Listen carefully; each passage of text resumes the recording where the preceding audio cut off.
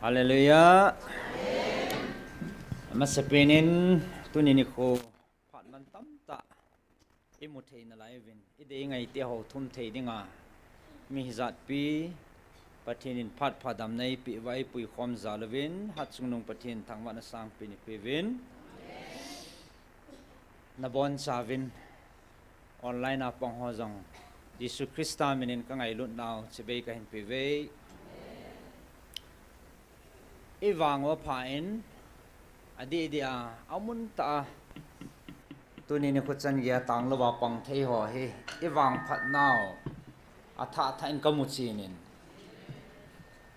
online na hong pang ho din mun ho jang he kaga feel pain sangai om dan le am ho dinga khu pi ha anup dan pa chum be khan om dan he jang la amon o cha no ho amun ta tau thei ho he hen gam chom be mi ho danin hong ki sei le amun hi ki hangai he amuna ho hi in gal na le ki o cha hen che pathin ni pi naw lo pi ta le ki dang ta che hin adin tunin jang gin chat kyalam mi za pi hong khom ho he pathin thil go ne ti ki chi ten ka mun he le hong khom ho zo si zalin avelin pathin ka thang ba e sile ke ma ta jing jong he ke ma hi na hong ding ding hileng din na thei ding e ma cha ka nei pon ka chi na ka thip na ding ding hi jong lang ka thing pon ka ho ji ka phat ji hi jong lang ka thing pon hen la krista za la hong ding thei kai bovin e chen hat sunung pathin thangwa na ka pe na he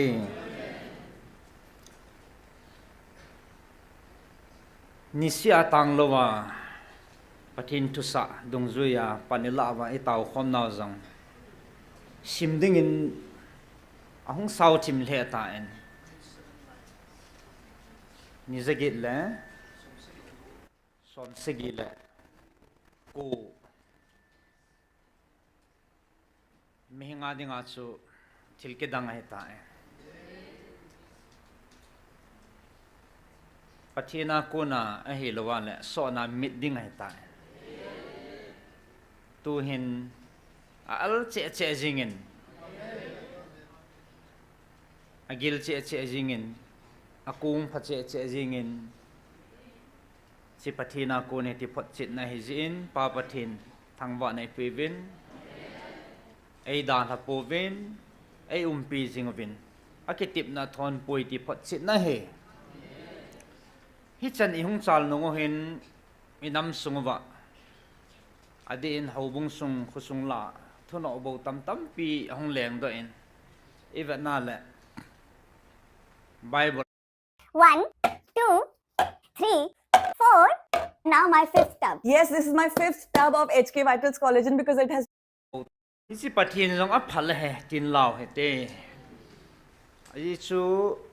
ipakai jisu christian jong isi tho gim no hi cross chana aman jong ana thu chai sa he tai ya cha aman nung zui hi na wa hi ti ho krista jala su gim na dem na sei sit na hi cho hi alung ding mong hi ti tu ni a thai gel do wa ita san naw tha so lo wa izu ipakai jisu krista he da tai zui jing deu hi ibon sa wa maspina kan tip na nom hin tin iti kom kala he vatna la kalung chimatil tampi akilangin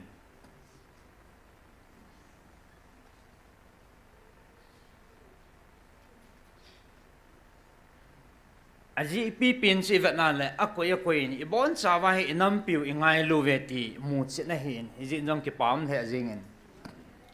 lai hung khoma taw na mang ho jong nami ngai lu jiu hin pathini ngai lu jiwa he change he panilo he kutilo le chan dia he pan kela zo mo mong lo ding he ingai lut na asan dan phat chit na he ai le lang khana he thim lo wa ano no ma de dia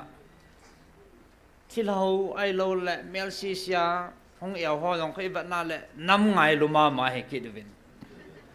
iki ngai lut tu hi so ingai lut jiwa choi chi chu ki bol le hoi chi chu ki dong han nang hoi chi ki tong le phading ham di ding ham inam lo thing ding ham patin phat thei bu ki chang ding ham tia he ilho nei sun suni sian wa pan na thei thei pan wa le ake khat chalanga pan lo ake khat nen ball kil khawin na te ati ake khat lai hi I thum do te te diu he etin ke khat hen susi khawin na te enam piu e kuang to loi chi dan he chi khil khaw he te tia he angai lungan chang he ve ti he mu do he iza di bolo iza di gono iza di to wa muntin gam tina he ki sa e bol te chani bol nung wa he koi ma cha cha e ma cha bol do zo yum di povin tuni chanen itu mu idayo he a bol do zo le a tong do zo koi ma sam di pun he koi sei thei ding omam quên lo thế này bị thấy điều hâm ai lo lại bị bỏ điều hâm quân hết năm tia he ít cái mày thò riêng vàng mình tu chân nên im chạy mày đó phụ mình cái đăng cái sa ta khát chu quay ít bèl va quay có mà ít tàu va ít bị ít bỏ va ít xây va ít cạp va ít tổ vàng va he im chạy năm salo em hôn là cái hol riêng cái ngày chăm mà riêng ta ngay sát bề sẽ gì và họ lỡ hỏi cái na đi gam ta ai lâu lâu cái hồ gam ta episin họ sa gì vậy asu độ thấy đinh còn hong thấy đinh coi mà tu chân anh ông bốn cái lung đón nó ta chỉ biết til lệ coi mà chan kin na pi về nghe ai lỡ kin na ball pi về nghe ai lỡ cái man cái he ti he tu ni chân anh ông bốn khát lẽ lẽ này về hallelujah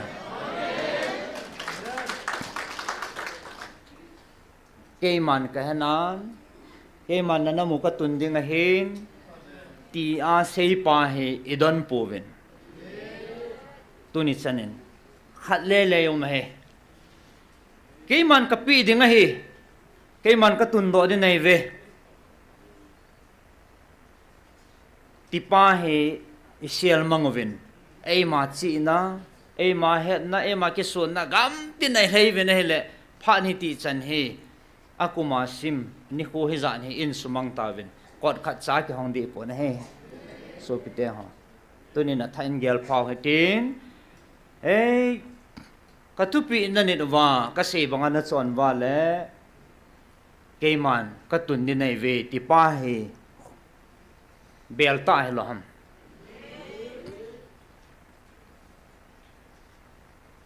che ka lung chim na ta khat na he ya situnia e tàu khom na diwa lung dong po te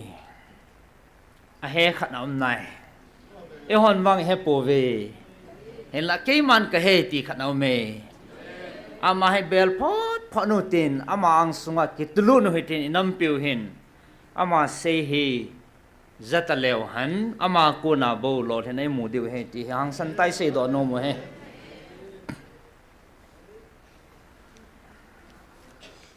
akale azat zat ka gel ji in ki son lal nan ki dim ji in pathin he bangai ngai lu wa he chan ge yung sei pi vai to pi ta wa ipca hi ake khan hi ki ting dan ham ti hi kalung thima nasata ke ma ki khol na khan he in akani le etlai muna ministry la azong anim nung pin koi man ia zong a selo het kham jong hello si na thip na ki selo na mun tibukim lo ho mit so albai na kong chat mo ho na mei ki vat kol na mun a hi zia hi a chinga thim ho mi hing te mit vat dinga he thing lal be sia le ki sang thei lo han ti chang kalung gel jong am ji ai lo wa le pathin in angan si na changa tha cha ho adia chlaya tha cha ho hi in he thima tau khom nong manga pan lama so hen itu he ai lo le palaya ipan na ho le idin mun ho hi ai na banga he pan ila zo lo he de o ti chang nong he ka gel ji he chu I chon dan I kampau ko sa dan ho he mi ti hon an vet ting la ane thei lo ham ke palna neu khat to ham chi hoyong hi kalung thima ka ji khul na khat na hin tu ne igel diwa ka dei khat chu aji chu anasata in idin munu he va na le asi hon jong atha bia pani tha la ma mi te hon o hi chi ko pathina kun mong a hi pathin mi te ho dan le son dan hi ti khoi ding a hi ti pa he atha e po do wa hi chi sanga hoi zo ai chi diu hi i chi gut phat divin pakai minin kan tim no min ai pi chi ki gel han nang chi gong jong le pathina kun lo wang so agui lung ding khat sam poi ti he so kevin ya chi mehingin no lunggel ta ke ma lunggel ke bang poi ti pathin mehing lunggel la su igel la azat zat a hoya pha a kilom til tampi hi mehing lunggel la umji mong hen hin la pathin to go ni mehing gel lo lang pe ni khajin tin hi chi so mehing gun hi le a ching a thim amun jong kilom ding an mi jong kilom ding thula thei dol ta za thei dol ta he ki gong len ma chal jep dam ti e ma mehing lunggel hi so hen la pathin hin ki dang ta hen mun noi nung pin leng ji he pathin hi hallelujah achung nung pin pa lo pi pin pa he akineu sa pin he ti tu nen than gel do he tin mun noi nung pin leng ji pathin he ya chu hislai mun noi nung pin a egelu le mun noi nung pin mun he pathinin an hlan he ti tu ne athain ko mu do en he le pathin ka thang ba in ya chitil dang tam pim jong le bible sang mun khat kan sim ging nomin ama sapenin thu chi bu prova bung som la ko chang som ni la khat prova bung som la ko chang som ni la khat na hin mehemin alunggila thilgun tam pi anei jin a hin la aki phut dat pin ding chu pakai lung dei angai tu chu bo a he pathena thu pathei bu pi vintin izat ngai to vintin izat thilgun nei jong lew han tu ne aki phut dat ding le dan ding pen si pi ham tia lai ki phut dat ding pen se pakai lung lama engai to thilbo chi ki phut dat ding a he tu ne engai to inam piu ai lo le in sung e ma me mal heta ta engai to pau he pathen lung dei ta ki to nam ti a thain ve phau he te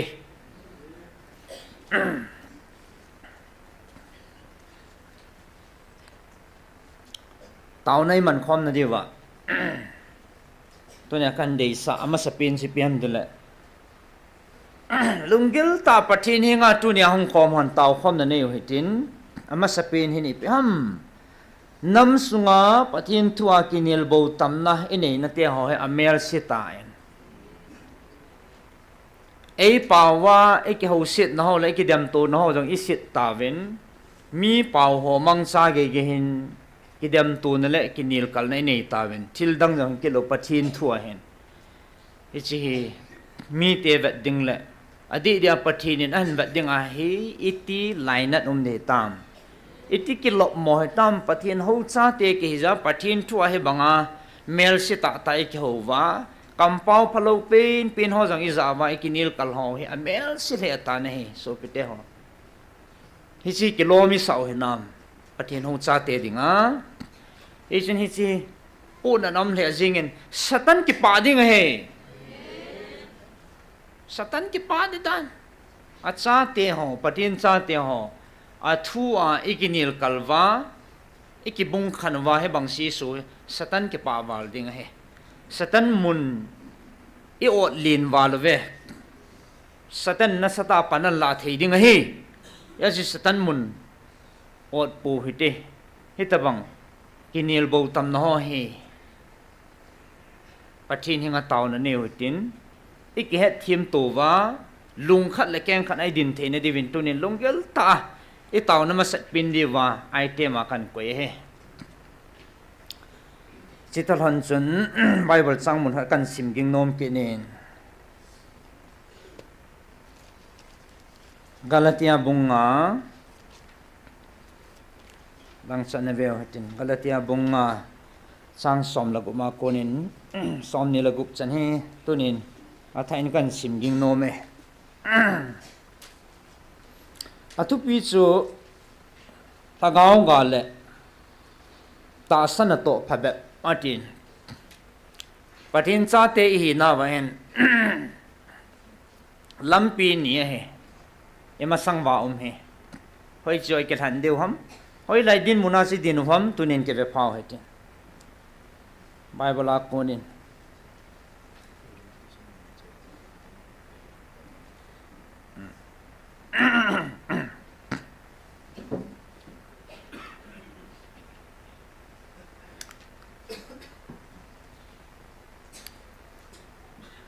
yo le ho ki to wa kinel bo tama yum lai vai satan ni pinan to dam ke thei lo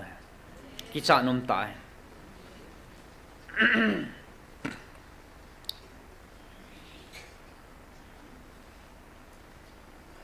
FSC bungup chang som le ni langa che vet na le van monaco na hong kinol ha lagaw gilo eng sio to ki bun he vet pan mun hol he aki man la zong van til mel po ki lep thagaw gilo iza nam phat ne ki manin amo nong a seu chi piam tile ki ho duty chu patin ho hol a su boy ding ti he ti chu patin to chi gui zop naw le patin to e ki het ban na pau su boy pi ding su mal pi ding su tan pi ding hi ki ho na to haya chu tunia ivat phat wa ngai jin patin zalin patin e boy kho teng lai ta vin lungim lungdanga building halawayam lai ta wa e ki vet to le ki ngai na ding building chom long lo ga taw na ding lo he jidin muna cha pathin e ko wa ilung e koi wa ilung ta ta to wa he pathin in e ko wo so kichi ta pathin ni ho pe wa ta san zan ham khat pathin hi chlai mun hi na taw khom pi diu chlai mun hung dim ding he ti su tu nin zong met ta mu the na me nei le pathin atip sa he jin akitip na thon ngai lo pathin thangwa na velen kain pe in sung jong kho ki dim zo lo ni ki taw he abanin layang ki chun lu ni layang ki dim zo lo he all more heaven ni kho khat ting le hechlai le to jang le na taw khom pi diu hongum ding a he ati la su ki jing chalo iming lungge la ki ta san lo he tu ne idim tau he la hallelujah chi chu ong su ma sanga ana se ta su pathin ya chi hung tau ven he la pathin na tau nau ka sange nagalu jong ka tu tang ding hi atin gali tu tang piu so anop dan hallelujah ngalum lo ba mai ki man sa wa e pu pa ven ama abe lam ta ga lam ta poi tia kho asia le asei na point pa ki vetalwa anil kal na ling langa kho ayeng enga I ho ki no so pathin na ma de ai nagalu tu tang ka tu tang ne ki pa cha pathin hi so asei bang bangan tu tang ai sla as galum talo banga hen khoi man no he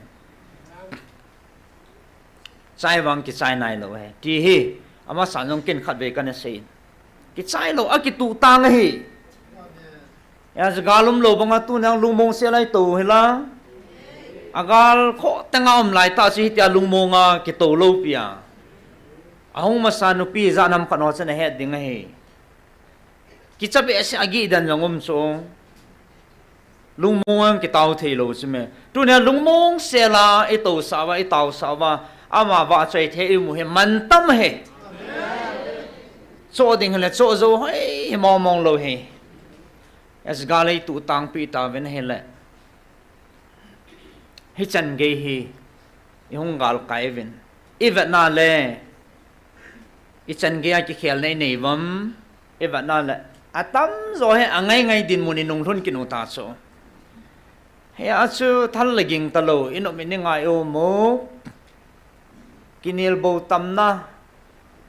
langa ilu nuwa heading athim ding ikichu wa he bang si so ta he he as akitu tang pa he hong ke ha the he ti hi igel do ngai donin imabano sei the lo he abona patin khonam he bovin as tunia he hoi lai din muna si vam e ho jong than ki ve phau he tin chalai mun hin simin kate galatia bunga chang som lok ma konin thagau gale ta sana to phabet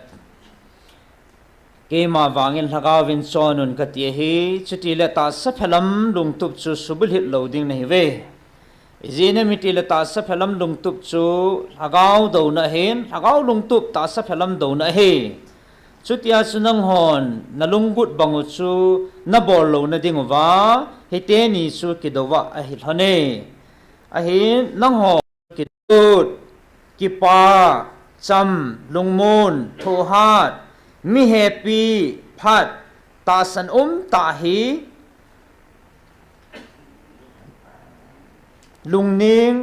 ama chang kitim hi cheng hi a hi tabang ho chunga wang dan thu poi Krista Jesua hi ho cheng si chun ta sa phel chu alung tup le angai chat puma thing pela akhat be thau he tai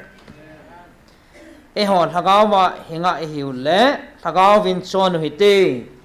khanin khat lung han sa in chule khat la khat ke thang si tun pan na bejin hoi tho po hi te pathina thu pathe bo pe han lang e cha chu a hil chit be ding chom lo he so pite ho kichi ta pathina ai sei piu he ta salam lungel thagaw ga ho tunin kevet phan hi tin hoi lai din muna sin din khavam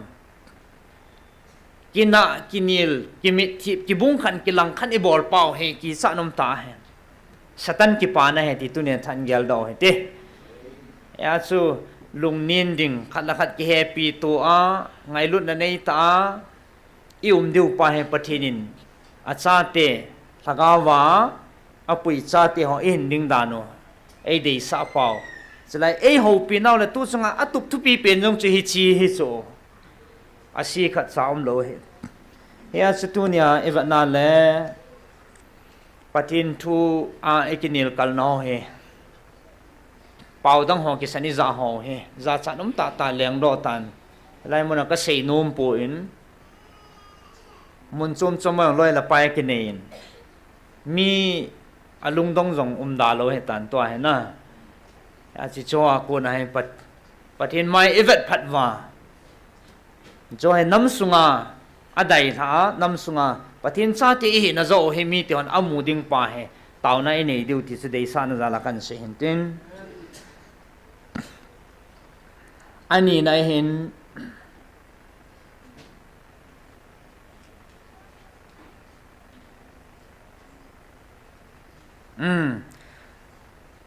ani na he piam tile tunia taw na item ni na dinga kan dei than chu pathinin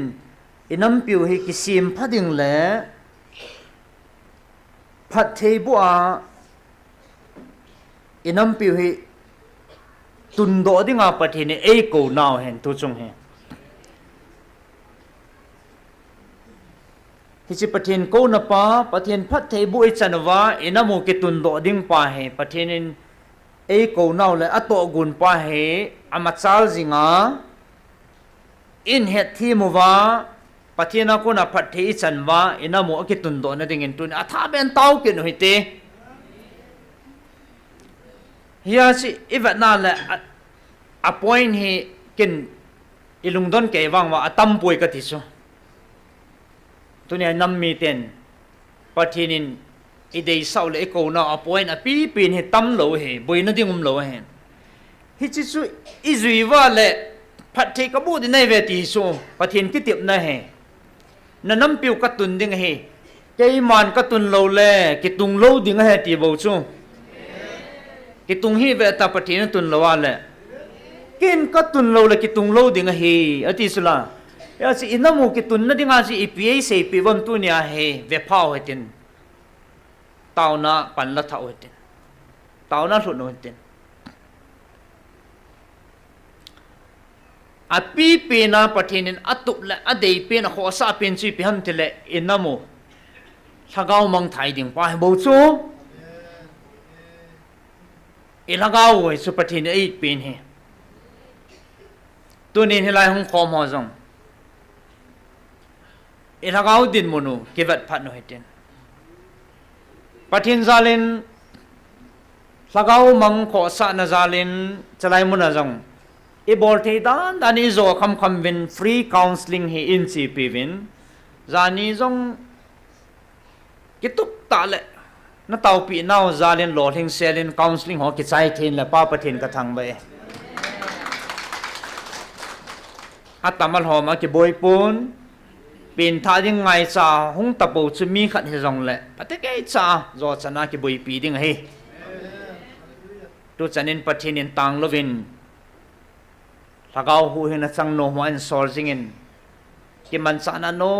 mama jingin ken jong nom ka sain pathin ka thang ba en i choi igel ting le iti ki paum hitam pathin i lagau ei ne ma sepina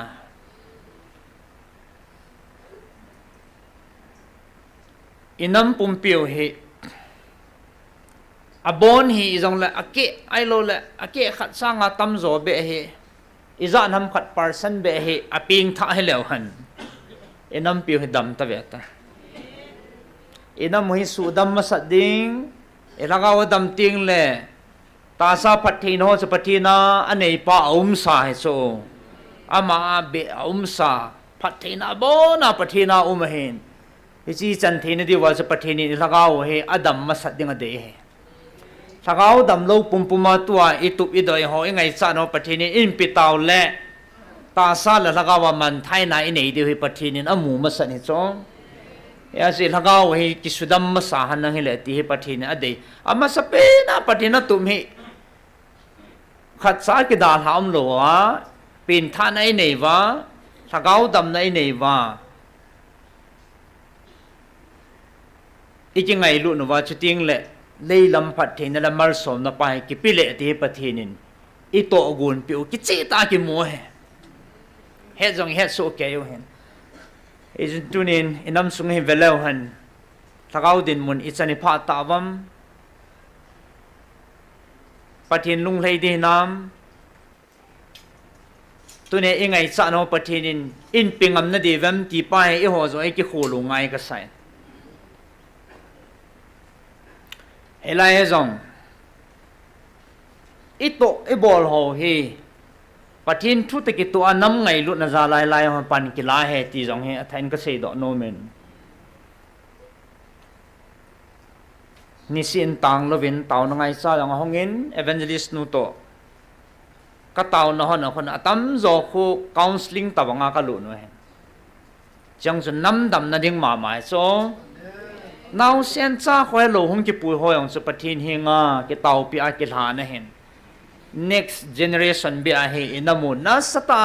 pathin thu le ta sa ki khel nam ding pa he ki nep na he ta chu oh pathin chi ka cha ka naw ho hin khan lit sa venang pathi hin boi nang sagau mi ong hi wa chi na chip na an nei wa tia amo khanga ding ho vision ki ne a pathin hinga ki taw he isi ibol thei sunita chula awa chave akham tampi in sung hele khusung hele nam sunga boina sim theiding a chengol sa pathin zala amoyong chu zo kham khamaung ho ki boi pi ki ne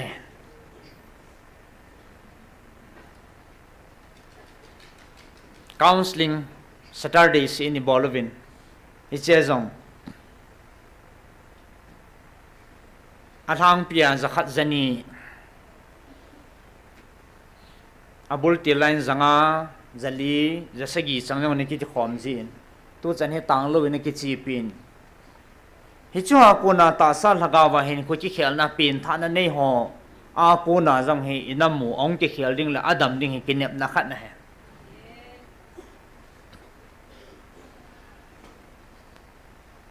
ni cho do siong he taw na ana thot noi tin ya su ilagaw he ipin tha su kewa pathina hinadi ta nei tiangule adang zo si ama chamin hong chi tu tan de ka thi so chiting le kamu do kha chi pham tele mi pha lo na tam pi atha than kamu do en ipi ai cho he mi pha lo ham tia le pathin to i je kau lagaw mit chot nai nei wa pin tha na ki chi lo ai lo le ta sa long put tam pi ai hin dan ta ji wa he mi ho jong hi pha lo na tam pi yo ni ki het do lo wang wa he zat hang hin dan le mi mal hin dan ji nga yong he tam pi mu do the na min le cho yong ka pun na the jing en ila ma ki ngai lu na la samin ki ta na la samin tu chunga pathini ning ko naw thu pi pin su ina modam na dinga hi chu he bovin so pi te ho ya su nam na tong lam kai ho ai lo la ho sa ho tha cha ho hi cha thu ki pi ho che va na le ngai lu na nei ta ai mai ma to mo na he pan la ding ki ta na nei ta ina to na i duty su fulfilling na to ding ti pa je pathini ai ko naw en bo chu hi chi chi to mon chi wa he ke ta ngai lu na nei ta pan la tiang na cham lo ai na mo dam ni nga he hi chi chu na sam hi cho min pathina he nadi tan nei teng nei za kai ki khele he te ke ma mu dol hen aneu pina se ya igari tol jing ho jong he ka ba na la lung don no me mi ga ma chi le ki ma jing cho gari pak dan ho ge he ipilung put nei bam ki he so kin ka sei cho mai cham dung ang ko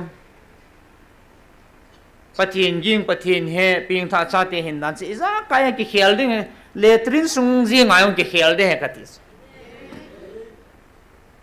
mang khat e ga lut le khot i sob le ana party thu nen de du ipi pian ne na hal thang de du na sikal po khai ni po thang de du ai ma cha ga la ta mo da tha jing ai lo le ai tha na nung ti khu thing nam ti chang dan lo wa parara atila da tha le ki chai jing discipline ai fail lo so neu pina se ding ana vut trading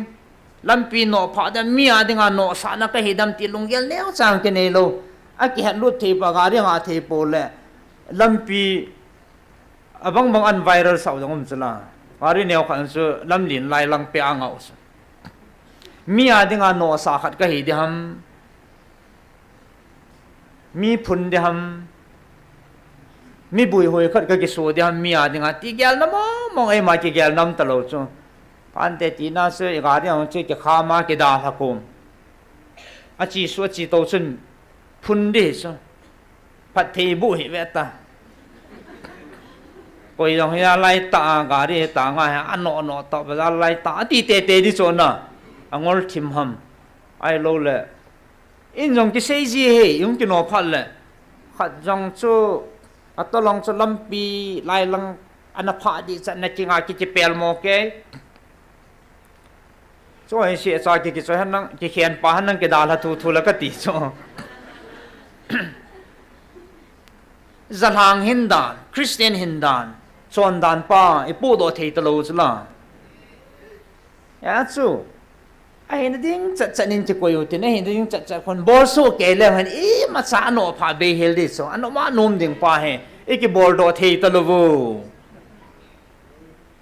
e ki ho ki lu le chom cha ping ati satanin cha panala gam ta so athu ha dingum ta lo alung ning dingum ta lo a ki dom tu dingum ta lo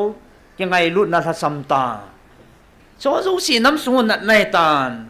pathinin cho he banan ai thei ta poi ka cha te hi ta sa la lagawa kisim phau hanang agan thi naw yang so tan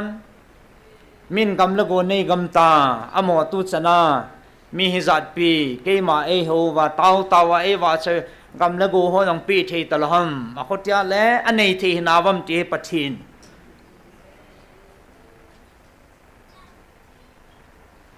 pathinin het thei changa cha te he ziltil nei pi uso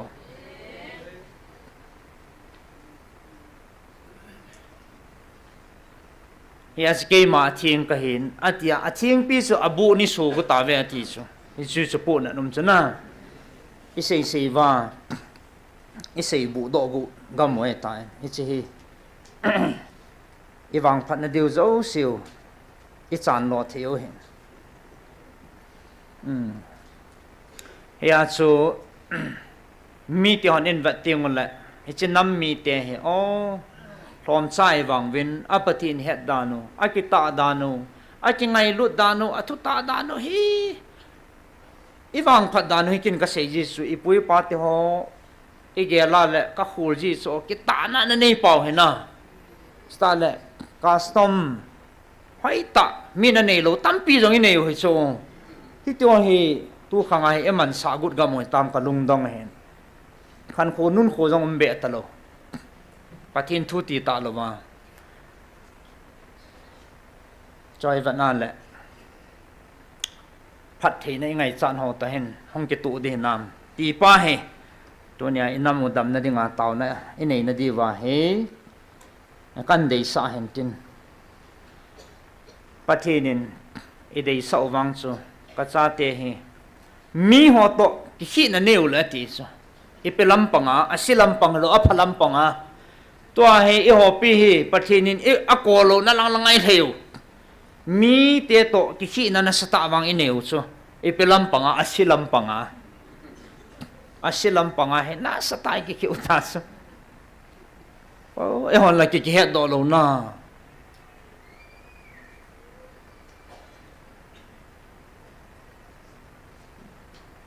itu ong lik do la si cha cha hi so dei lo ta kha ko langa kam thei bola ke mane kam thei zo ke mane tele e ho ki tale le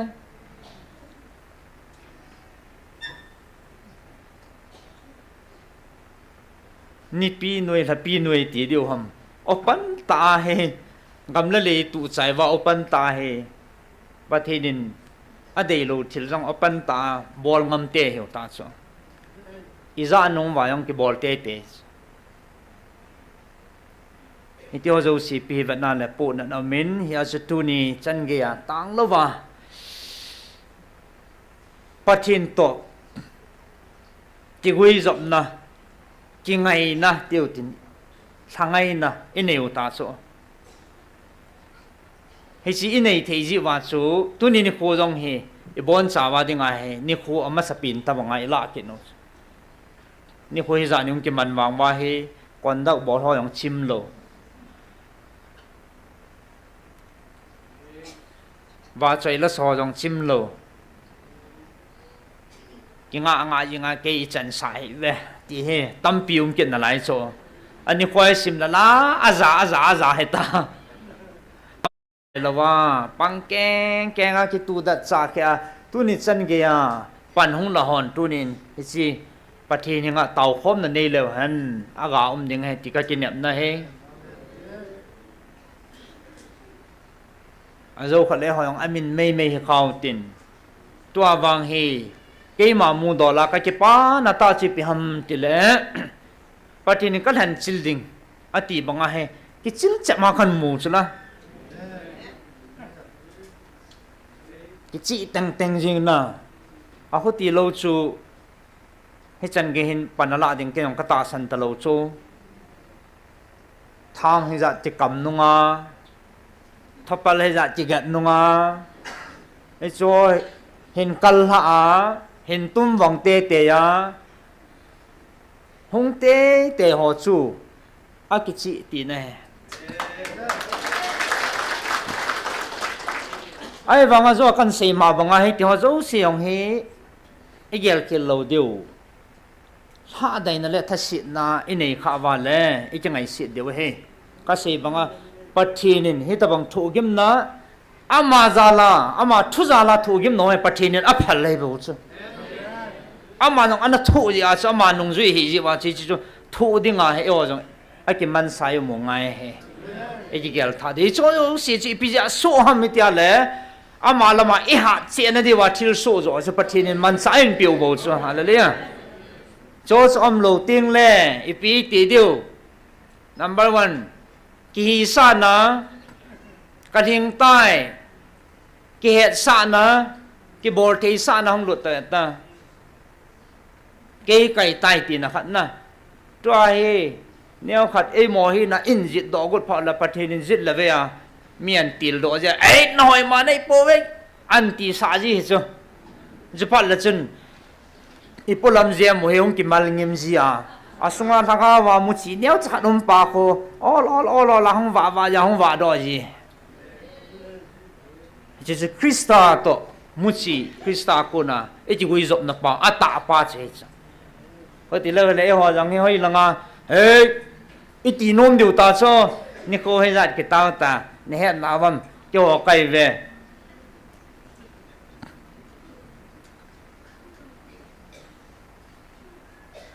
phát hiện nhân bộ na hẹn ya phát hiện ở đây chú thiếu đăng dấu si sang à rằng cái ama to ít cái relation pa Adam ding ama ít cái tu keng wa ama nung data izui điều pa phát hiện ở đây hẹn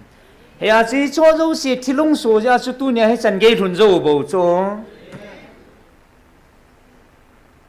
hong tha sam ta vin te atia le to son deu pathin an gui ji bo cha e hon dem nai ila vai ma ke wa e tha sit ke wa mo he i to son wa pang he i ha sa tu wa pang e ji ngai lut no dong he ong tha dai gut phat le bol la time bol jiu le heng ji ngai lut be jiu to wang he ji ngai lut ta dan he na sa mit hi hung ki be chla to tao na hung alzep chu chom kha chu hung tam thim ta chu bol la time bol la ta he hung chi ki chu e hung da nu yong ki khel le hu ta chu ama sa chu chom kha chu he ta to he gil tai hung ta chu hung gil ta hung wa lu na pathin tai ki neo sa ta pathin ko mai tau thiu chu hallelujah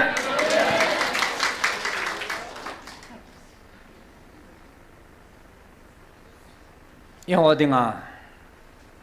tagaw lama ikal se be na dewa pathin thilgo nei bove aji chu he chla ya tau khom na eman pau he a he them lo jong le o Jesus Christ ma ta bon min thilhaleng Beelzebul ati thia aza zana thing pel chan ge mi na pi do thia le i cho he lungdon na dingai po he tu ne ki su ha nai nei dio ki gel phat nai nei dio thu chai lut wa panila dio pathina de he ti tunin in sumi te ho taw na pan la ho kan til ko na tin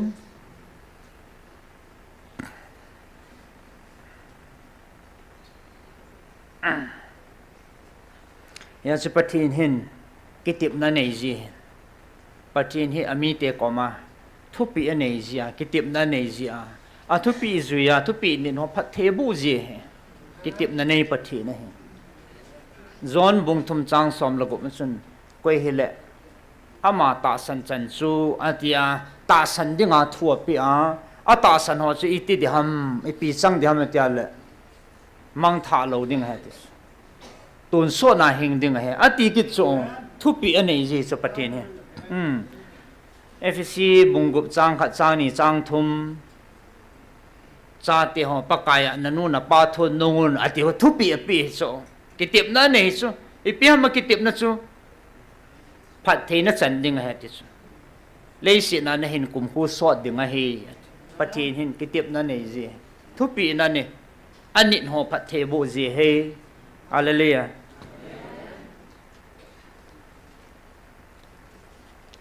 ami Israel te chunga jong ani ke tim jing pathe na he akitip na dung zuya pathe bu ji kitip na dung zuya thun sa ji pathe na he in chalain mun khat kan sim ging no men second king leng te ni na bong som da segi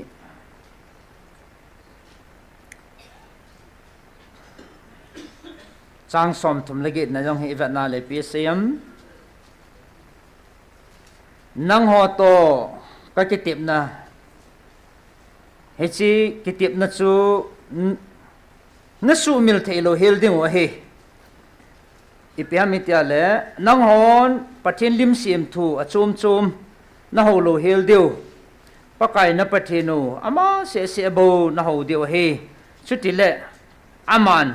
nagal teu khuna ku na zong na hu do te deu he ati pathin thu sim do ho athan pathe bo pe han nang pathin ki tip nai so mi Israel te chunga ne ki tim jing a he ilo chal da no in va le exodus langa pa na in va na le ki bang chat na he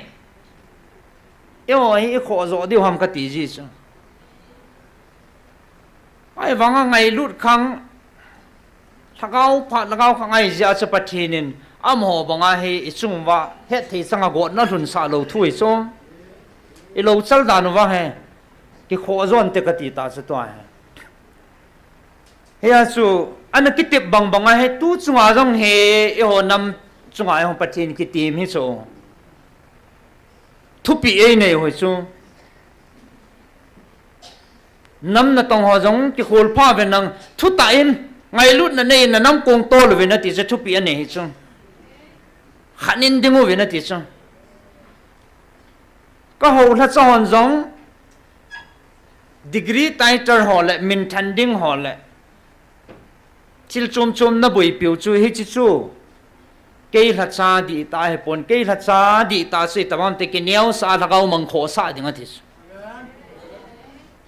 sa gau mang hu do ding thu pi hi chi chang chu na ho so thu pi nei ke chla ke tip na nei chu gam thing ka pi nei ve no ke lam do he na pu na pa te ho za la phat thei ka bo a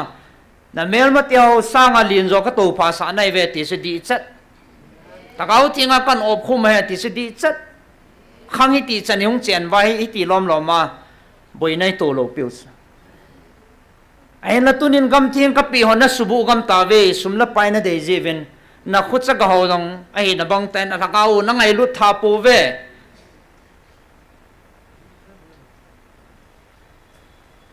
na ngai lut deu he ata sau dong ala gau dong no mo pu na ka pi nei ve gam ka pi ho he ke de bangin gam thing in thlagaw ba ko khum the na ding in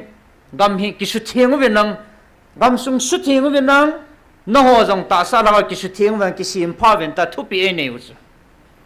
he chi thu pi chu na ni wa le ipi ki tip na nei zo pathinin na na mu ka tun ding a he hallelujah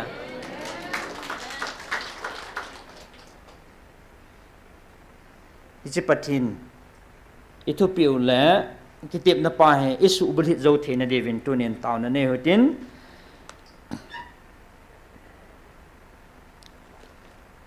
a chai na dingin ka sei nom pi pen chu pathin cha he na wa so pe te ho ke jong ka hen e bon cha vin tunin pathin to ichi ka be phachiu hitin patin Jesu nang bo tiu te ama bo ki tu da no tin ama bo hi ke thano te tunin a tha be Jesu ineya le izakai ama umahi ti song lal po te umahi tunin ilung thimu suna thei tampi om ding kata sane tao khom na pang ho abang bat la tham abang dan la mol je abang in sunga ta san ke ba lo je abang ta sa lungai cha chi chum ji a gan thei ha sat na nei langa ji a sum la pai ja a hi na banga hal do thei lo a hi na banga lagau mi li nei thei lo wa tau thei lo wa patin ta chi gui zop na nei thei lo tampi ke jong ka hen yu mei thei o hen ni cho zo se tunin atha ben pai lau te pathina chenga motin pathina sep lau tin pathin Jesu Christa ineya le cho zo se chu ama a o mei ti hi ke ma tan jong kata sata kan tu pathin thil bol thina ka het chin tampi om na chung chu na kan tip na nom pin chu Giêsu bầu cái thằng nói thế tôi này ít bồi nào tâm rõ he a Giêsu sang à ama a phát thế nó le aba cái ho ko in thân khá diệu hi so ama phát thế na nei lago đam na ho na chi na phát thế na abona ama hen a pa zo ko in bui pi na lamba ama he in he mil khá diệu in ha dai khá diệu hen e cho ama chu zang ke jin ama chu nei law han abona ama chu he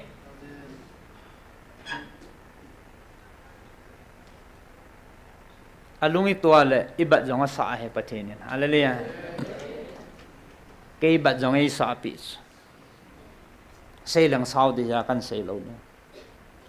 ka lunggim na la sang pin loi sabat nei yong he na ka tu kha chu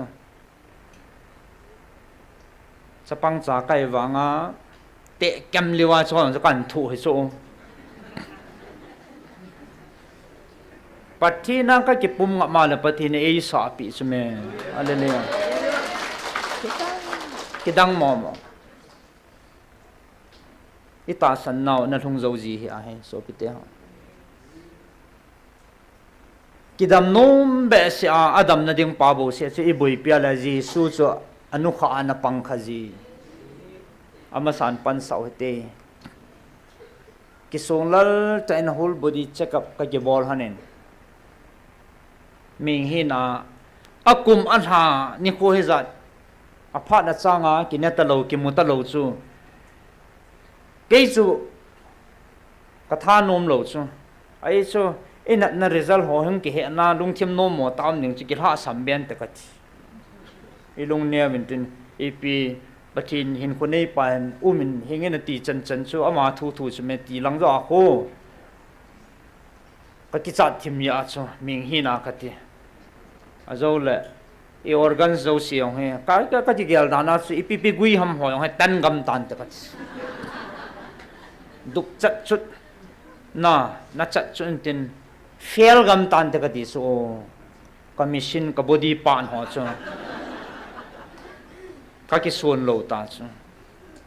ke sanga chu oi pi chu kho che ama wang chun ka he azole chom cha hong ding ding na ma yong na a sei nom la hin sein tin amun mol ho mang ka sei lo hen ka ipi ha menga na lai ki hi a chuna i cho yong hi ngai hi cho a pathin lo pi na khat ka sei do nom ja kan pha thu hen full body ta sa pom pi ni khana jingka khana check ki chai ni la langa ki he beijing en ba noi khan to nei na samo mong en chu bangang ki song la la idi ma ki haya result yangai ngam lo chu e macha boy na poi ti sala le ya jan khu kho ki ha i hai long tan di da hai lai du yong ha ka ni le sadan ji na dan ji so mi tam pi hung tau pha tau na man jong he thil be lo hen na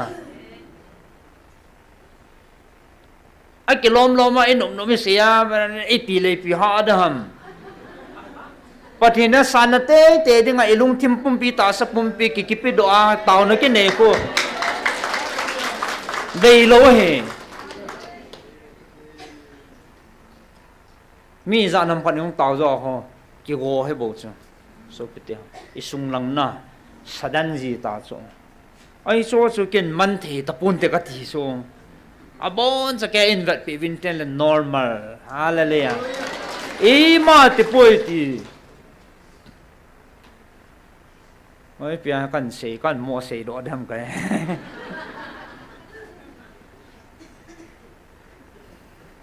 ki za to lo e je na ma he hen ha sei dang ka te azau le i je khan nung te ngul le ki bar sil mal na khanum pan tum sei dinga a phat jong la man hen sei tin ai lo le ke mo mo tiong le a kit phat len sei tang en na ka ki cha thi me ama yong boyum lo he pathin la la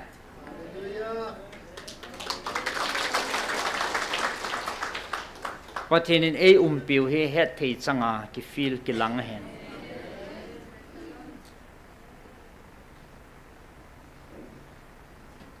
ipiam khani ho pi hon bang ning so professional doctor pachi namon walin pin pa isu to hen pathin thil gon hen tin ei pati yang so ipiam na boy na lo ati ai ma chalo thai no pian chu kidang so ai cho cái này căn nặn là điên cả hol thu tiền hòn complain bol điên cả hol thu hòn ai pin gian là cái một thế hi về ai mà bôi lo ipi này cái alva này một mồ hòm tên hồ shit kia thôi chỉ ra cái hi pathin na ome ti cái sei nom ja kan se he pin na dop sang na nei so testimony anei so mi ki til khona dinga nei se emi te wang chen ki za cha cha lu lo pali mo chi min mo khan te ya mu lei pi ti on ti za cha num chula za cha sa kun nan ko na hu ham a ki dam num chula ti ki adam na lai sa tu mi zga ti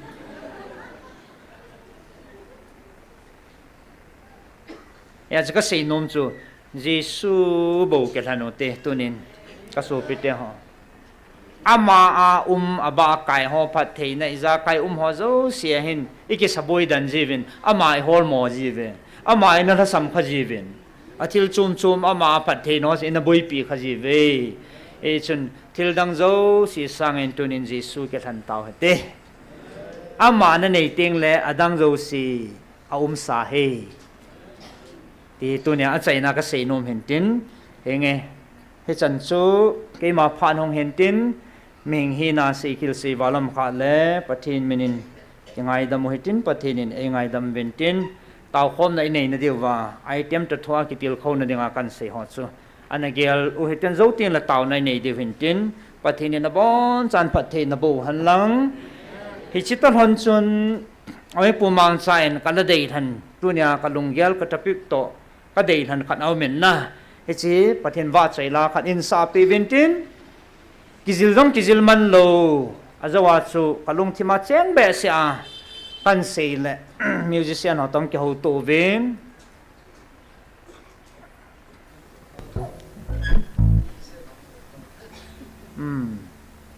kadat ma hen he chi drum set jong he mit cho ya ka kai hen ama order ila o hen na a fit ho yong ama na ki fit so dat ma men ya cha pathin wa chai na ding in chi in sa pe ven in Jesu nei ka nom zoi te he in sa pe ven tin asa thei thein long hin zui ven nang ai chi ki chai le evangelist nun phan aban hen la ding in ma phat kan ot ta na he pa ki pa he